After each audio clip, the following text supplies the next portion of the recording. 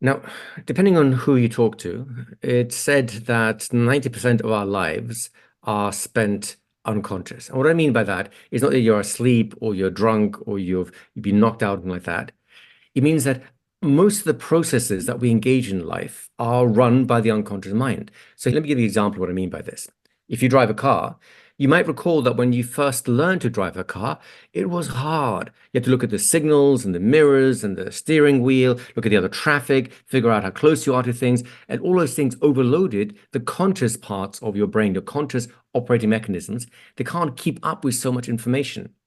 So what do? You practice, you repeat, you rehearse, and gradually that information, that skill moves from the conscious areas of your mind into the unconscious, the habit forming areas of your mind.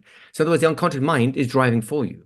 Now you can easily talk on the phone, chew gum, talk to another person, think about your future, drive the car, and get home, often without even realizing how you got there. Have you ever noticed that when there's a route that's very familiar to you, 90% of it just cuts out of your mind. You leave the work, you arrive at home, and you kind of forget everything in between.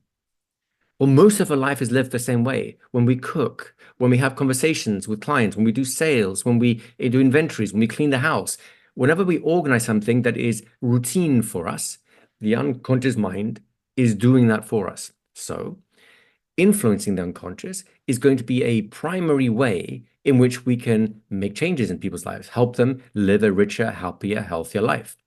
If you've ever noticed how difficult it is to change a bad habit, that's only because the habit is being changed at the conscious level. And you're constantly struggling between the unconscious desire to keep the old habit going and the conscious desire to pull in a new direction.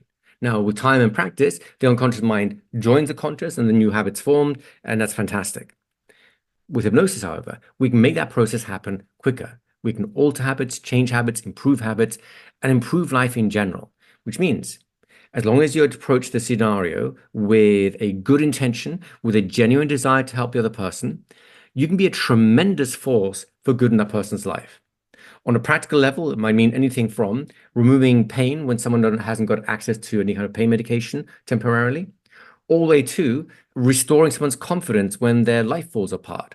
Whether it's a child who has a bad exam mark, or it's an adult who's just been laid off from somewhere they've been working for the last 20 years, we can always help nudge people in a better, healthier direction. And instead of fighting with a conscious mind that is trying to control everything but really hasn't got the capacity to do it so, we'll talk to the unconscious mind and help set a new, easier scenario, kind of a landscape within which they just naturally move towards ease, naturally move towards success, and naturally move towards more health. This is what hypnosis really specializes in. Hence, is why I say that as a hypnotist, you have the power to be a tremendous force for good in people's lives. So use it wisely.